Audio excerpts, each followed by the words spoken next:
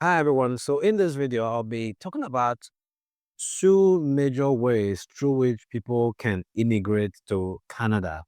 Now, immigration has been a very hot topic for a number of weeks, a number of months, among many countries. If you've been following the news with the United Kingdom releasing a white paper about immigration, and the overall plan is to reduce net migration over the next 3 5 years, as the case may be.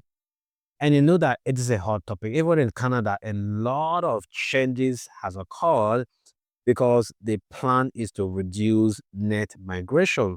But at the same time, there are still opportunities. People are still migrating every day. In fact, no country can survive, completely by just shutting down their immigration system.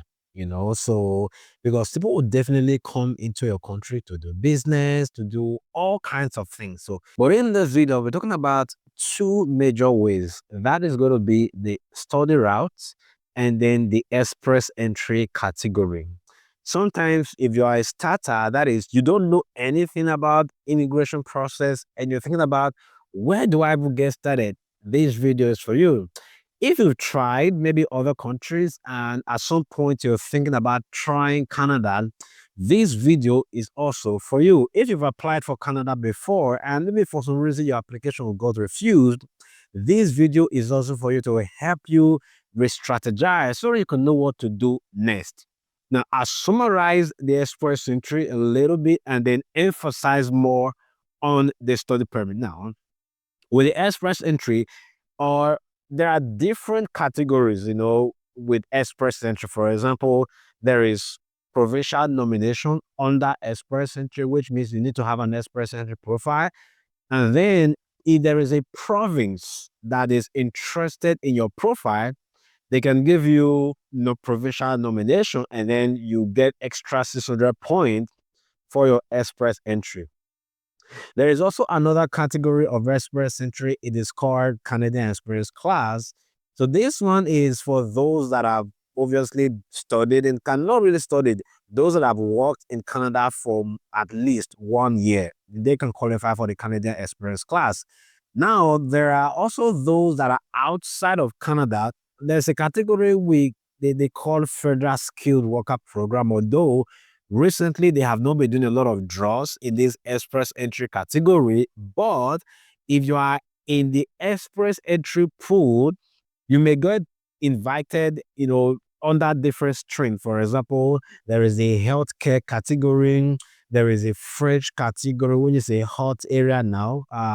There is also education category. So all of these are all different categories. So, but I don't want to use the word challenge, okay? But for you to be able to have an express entry profile, if you are from outside Canada, you need to do a couple of things. Number one, you need to do West evaluation. You need to evaluate your degree, your bachelor's degree, your master's from your home country to, they want to see the equivalent of that your degree to a Canadian degree. If you have a bachelor's degree in your home country, is it equivalent to a bachelor's degree in Canada? That is going to be a West evaluation. So you can use World Education Service. There are a few other evaluation bodies, but West is the most popular one. So basically, you send your transcript to them, they evaluate it, they send your reports to you, and then you have that. Next, you have to have your English language proficiency exam done. Either you're mostly going to be IELTS if you are outside of Canada for the English category. So you do that and then you pass. There is a threshold. If you pass and then your scores are okay, you create an express entry profile. And that is the best that you can do. Okay. Then you just wait. You have to see, or will you get called under the health category? If you're in headquarter or head area, you get called under the STEM category. Will a province be interested in you, like provincial nomination program? But you don't have control over these processes because you can't choose which of them you will get invited to, right? So that's the challenge with express entry.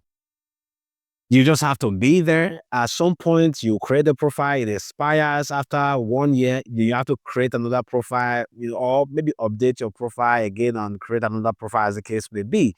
So it's a bit of a challenge, right? So that's the reason why some persons, if you have the necessary resources that are available, you may want to think about the study route. Now, with a study route, there are a lot of nuances, and I would say a lot of things that you can consider to decide what exactly what's going to be the best for you. The first thing, the number one thing you want to think about is going to be your finances. You have to ask yourself, do I have the funds available? Because schools here, they are not cheap, right? I know there are colleges that are a little bit affordable, like New Brunswick Community College, Circuit College and Nova Scotia Community College. Yeah, these are a bit affordable, but and also College of North Atlantic. These are kind of classified as I'll say between 8,000 to about, let's say, $12,000 per year. But the challenge with these schools is that they get filled up pretty quickly. And some of them, they're very terrible in terms of responding to messages, or some of them may have to wait 6 months, 8 months before you can think about getting admission. So they get filled up pretty quickly. So if you are thinking about, oh, I'm just looking for an affordable school, well, I'm not a bearer of bad news, but unfortunately, you will find, but they are very limited, okay? And you may not find the course that you're interested to do. So you have to think about your pocket, right? Do you have the necessary funds available?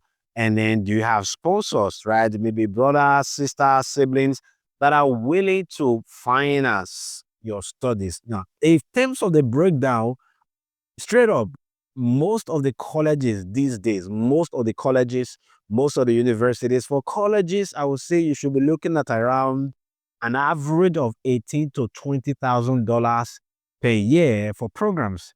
For masters, yeah, schools like Memorial University, you can still see school fees less than $5,000 per year. But Memorial University, for example, there are a lot of programs with special fees. It can be paying as much as 10 to 15 to $20,000 per year for special fees. So there are maybe University of Prince Edward Island, for example. Yeah, the fees are a little bit reasonable, but you want to think about, I think that the last time I checked for like Masters of Education, for example, it's around 13,500 Canadian dollars per year. So those are on a low side, okay? But the problem is that they get filled up pretty quickly as well. So all other schools, you should be looking at around 18, 20, 25, 22 to between 18 to around $25,000 average, so out to $30,000 per year. So think about it. You have the expense, you have the funds required. Next thing you want to think about, apart from the tuition, there is also the living expenses, which is a very crucial part. For a family of one, of you applying yourself, you should be looking at around, I would say, 20,635 for living expenses, and then travel costs. Let's say around $5,000 on the average. So you're looking at tuition of about $18,000, and then you're looking at about living expenses, and then the cost of traveling. Sometimes people may ask, if I have this money, why don't I just stay in my country? Yeah, if you decide to stay in your country, it's up to you. So that's why this video is not for you. It's not for everybody, I mean. So in case you're thinking about you have that money, you don't want to stay in your country, good for you.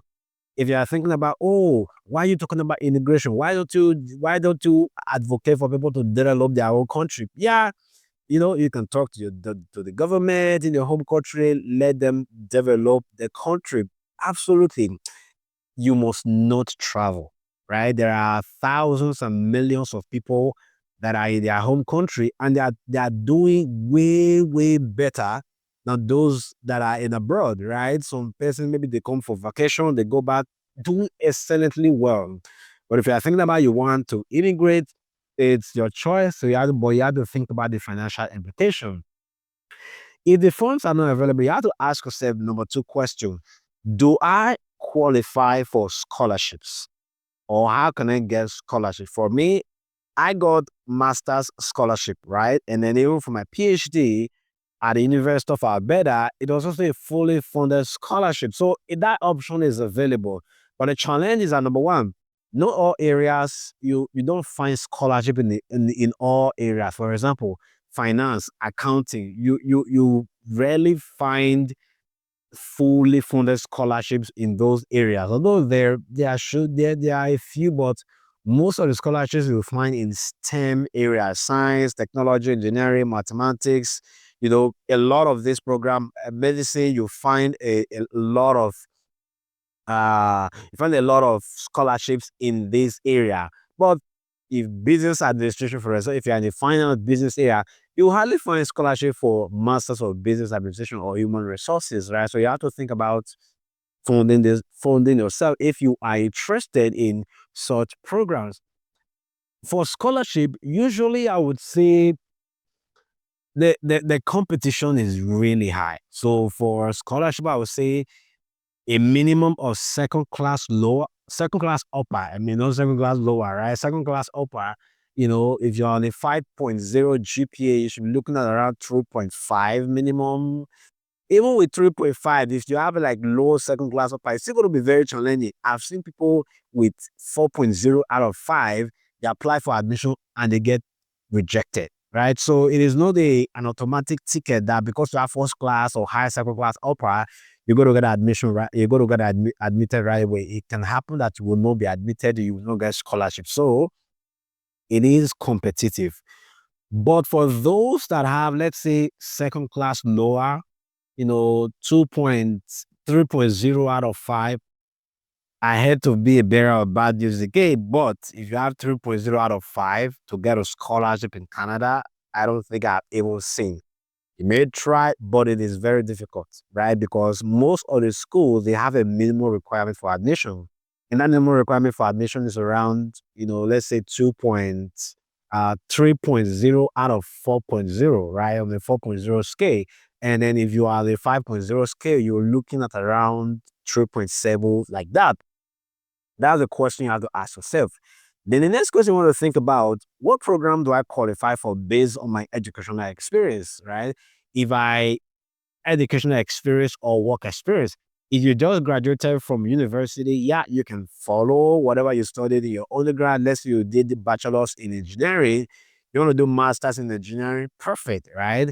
But if let's say you did undergraduate in engineering and then you want to do master's in nursing, it's almost going to be very difficult to get. You have to think about what is related to what I have studied if it does graduated, right? And then secondly, if you have been working for some time, now this is where the catch is, right? If you have been working for some time, you have to ask yourself, okay, I've been working for about 10 years, 5 years, 10 years now. You don't necessarily want to just say, oh, I want to go back to what I did through my bachelor. You can do that, but you have to contend with the visa officer to really convince them about the choice of the reason why you are choosing that particular program, right?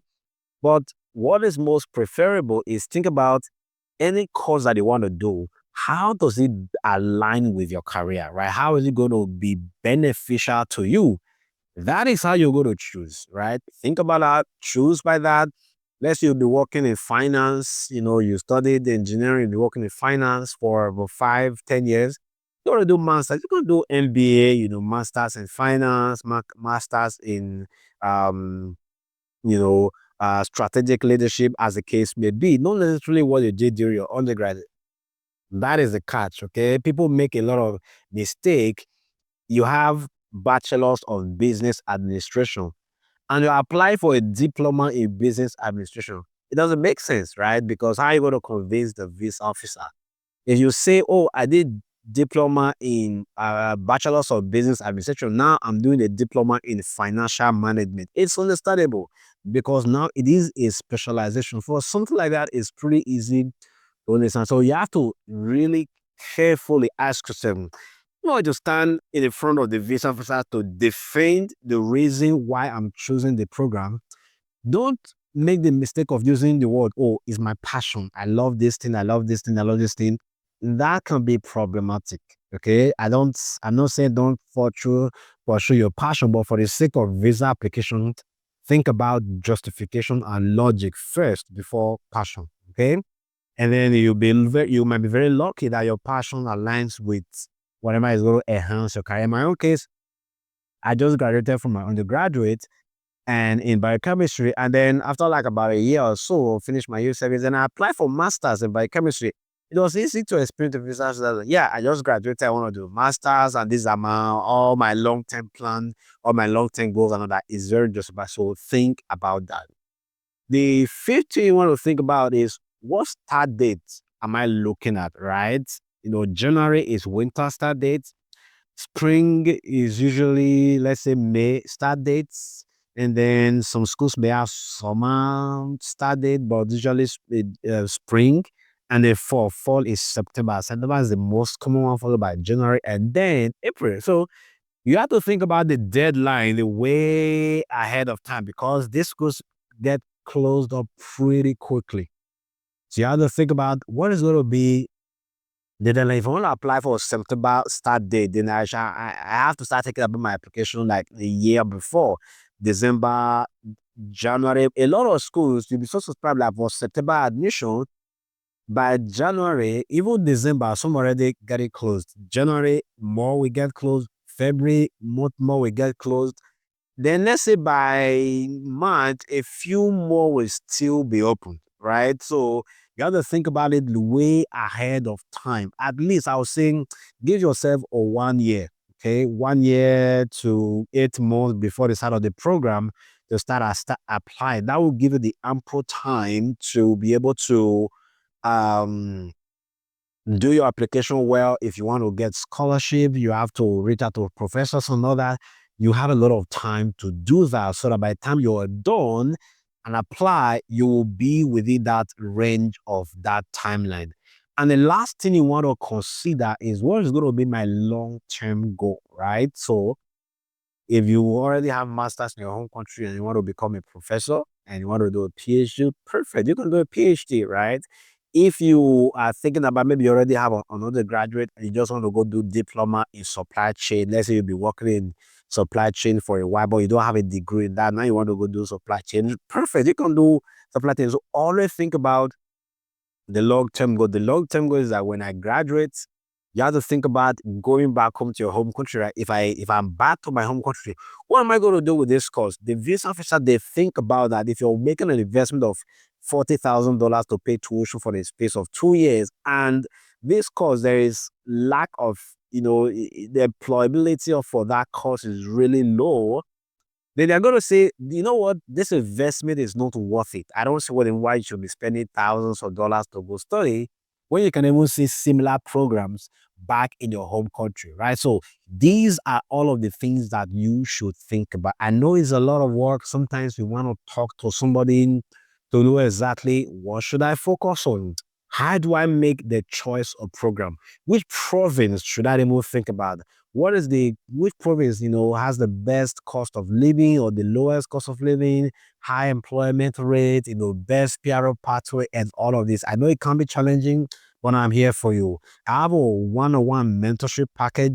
Check back my website, www.gradnext.com. Reach out to me. I'll be so glad to look at your profile, analyze. I do a lot of analysis. I'm a good researcher, so I will research your profile and then give you data-backed decision in terms of the program you should pursue that will give you the highest rate of return over the next couple of years. Once again, there's going to be a link in the description. Click on that link, reach out to me via website, my email address, reach out to me. I'll be glad to help you. Once again, thank you so much for watching this video. If you're planning to come to Canada, this channel is going to be for you. Check out my other video. I'll see you in the next video. Don't forget to hit the like button, subscribe, and then let me know which stage are you in the process and then which country are you watching from. Let me know in the comment section. And if you have any kind of challenge while doing all of the process, let me know what has been your greatest challenge in terms of immigrating to Canada. What stage are you now? Put it in the comment section. Which country are you watching from? Put it in the comment section. If you have questions for me, put it in the comment section. I'll be so glad to respond to your question. Once again, thank you so much for watching this video. I'll see you in the next video. Cheers.